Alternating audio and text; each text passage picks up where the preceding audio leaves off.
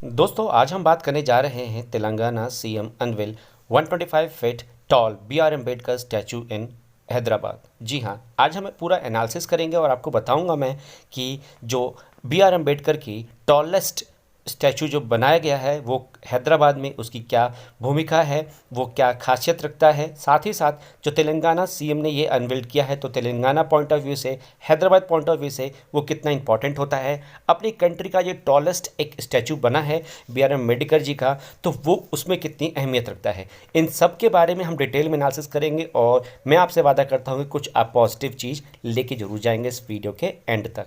जी हाँ दोस्तों, चलिए स्टार्ट करते हैं। The statue is located on the bank of ionic Hussain Sagar lake in the vicinity of the newly constructed secretariat which has also been named after the B.R. Ambedkar।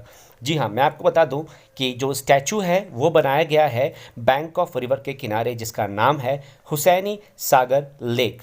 दोस्तों ये पूरा construction हुआ है, ये सेक्रेटरीट का जो अभी बनाया गया था बी आर अम्बेडकर के नाम पे वहाँ पे। दोस्तों मैं आपको पहले ही बता देना चाहता हूँ कि ये पूरा वीडियो आपके लिए उतना ही इंपॉर्टेंट है जितना आपके current affair point of view से हम सारे वीडियोस को बनाते हैं, क्योंकि इस वीडियो से आप जानेंगे कि क्या क्या पॉइंट हो सकते हैं आने वाले अपकमिंग कॉम्पिटिटिव एग्जामिनेशन में। ठीक है दोस्तों, देखिए Prakash Ambedkar, the grandson of the B.R. Ambedkar, has reportedly been invited as a chief guest for the event।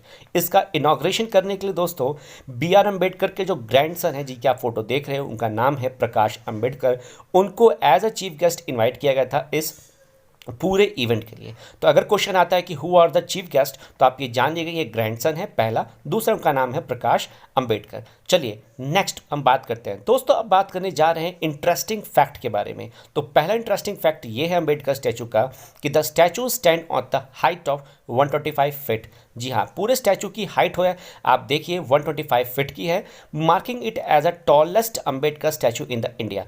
जी हाँ, पूरे इंडिया में स्टैचू तो बहुत सारे हैं, लखनऊ में भी है, नोएडा में भी है, लेकिन ये वाला सबसे टॉलेस्ट है जिसकी हाइट है 125 फीट की।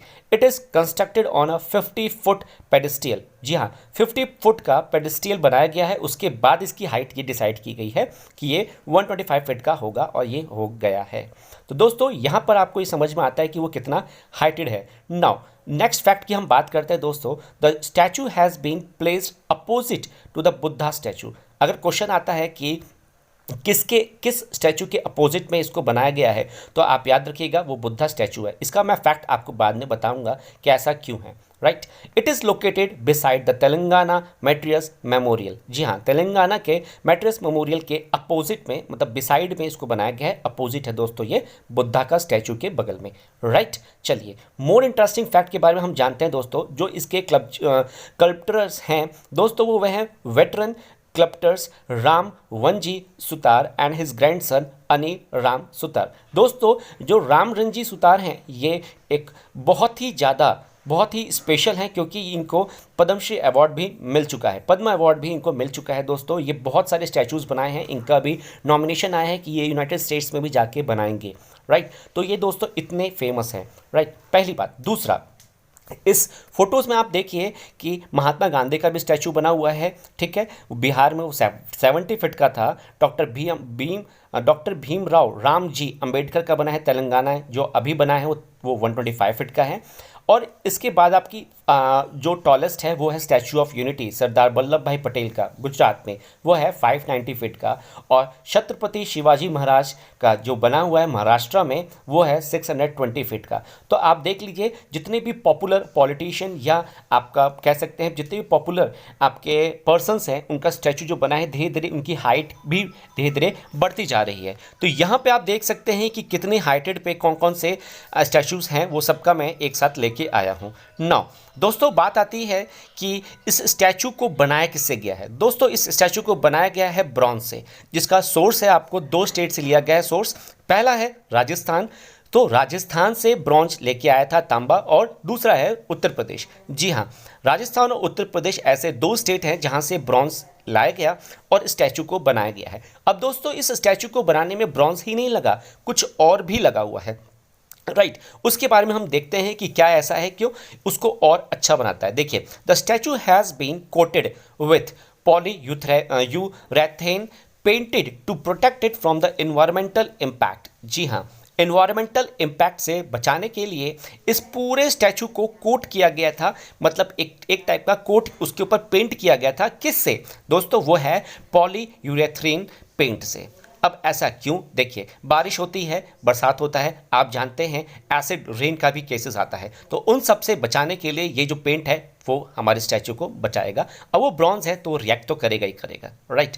चलिए और बता दूं दोस्तों, इस स्टैचू की कीमत क्या है। देखिए, the statue has been build at a cost of 146 crore. जी हाँ, 146 करोड़ की लागत से ये स्टैचू बना है और and installed in an area spread across 11 एकड़ ऑफ लैंड। जी हाँ, 11 एकड़ की ज़मीन पर इस पूरे स्टैचू को बनाया गया है और इसकी लागत लगी थी 146 करोड़ की।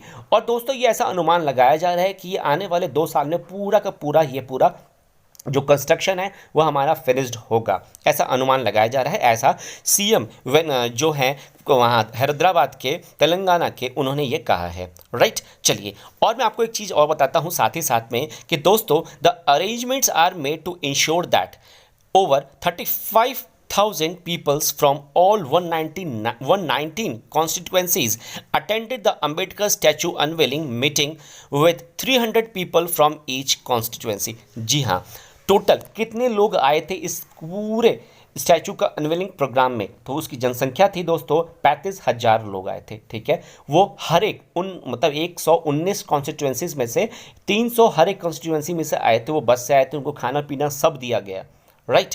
तो दोस्तों, ये पूरा एक गैदरिंग हुआ था, उसके नंबर्स को आप याद रखिएगा, उतना इंपॉर्टेंट नहीं है लेकिन फिर भी इंपॉर्टेंट हो सकता है। अब दोस्तों बात करते हैं बी आर अम्बेडकर की। तो दोस्तों देखिए, बी आर अम्बेडकर जो है वो फर्स्ट मिनिस्टर हैं लॉ एंड जस्टिस के, ठीक है।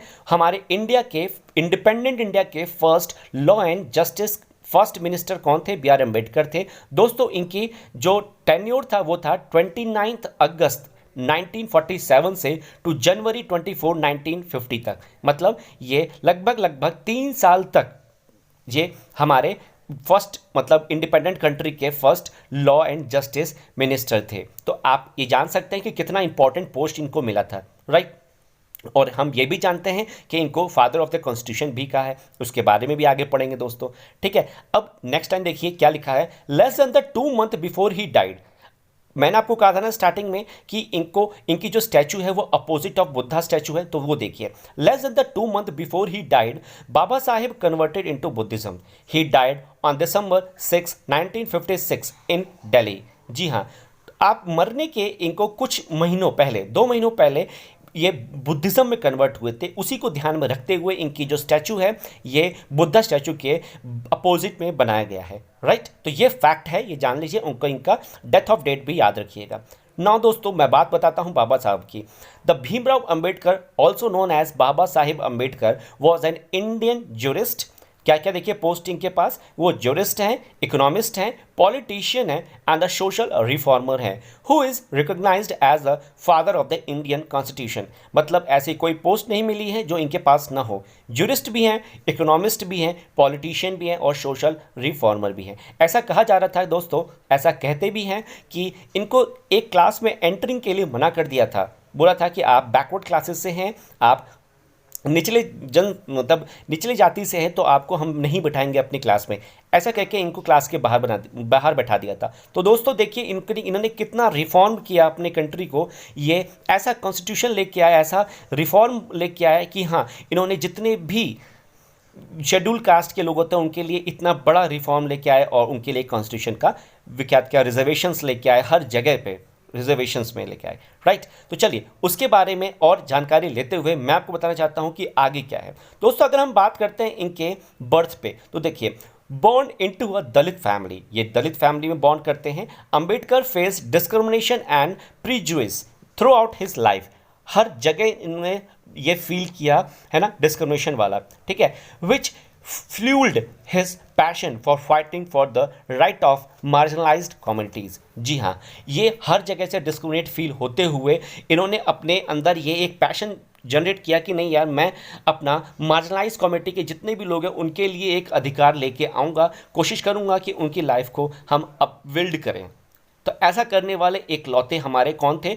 बाबा साहेब भीमराव अंबेडकर जी, ठीक है, तो ये एक ऐसे लौते थे। तो इसी के साथ दोस्तों मैं लेता हूं आपसे इजाज़त और आशा करता हूं कि आपको ये मेरा वीडियो ज़रूर पसंद आएगा। दोस्तों अगर वीडियो पसंद आए तो एक लाइक ज़रूर दीजिएगा, साथ ही साथ अपने भाई बहनों को, अपने दोस्त यारों को ये वीडियो ज़रूर शेयर कीजिए ताकि उनको ये पता चले कि भाई ये जो स्टैचू है इसकी क्या विशेषताएं हैं, क्योंकि आने वाले करंट अफेयर में ज़रूर ये पूछा जा सकता है ना। जितने भी कॉम्पिटेटिव एग्जाम्स आ रहे हैं वो एनडीए का हो या सीडीएस का हो, एफकैट का हो, डिफेंस के रिलेटेड, या वो कोई भी यूपीएससी का भी हो सकता है, एसएससी का भी हो सकता है। तो दोस्तों ज़रूर इस चैनल को सब्सक्राइब कीजिए क्योंकि आपको अपडेटेड वीडियोज़ की नोटिफिकेशन सबसे पहले हमारा ही चैनल पहुँचाता है। राइट, धन्यवाद, सत श्री अकाल।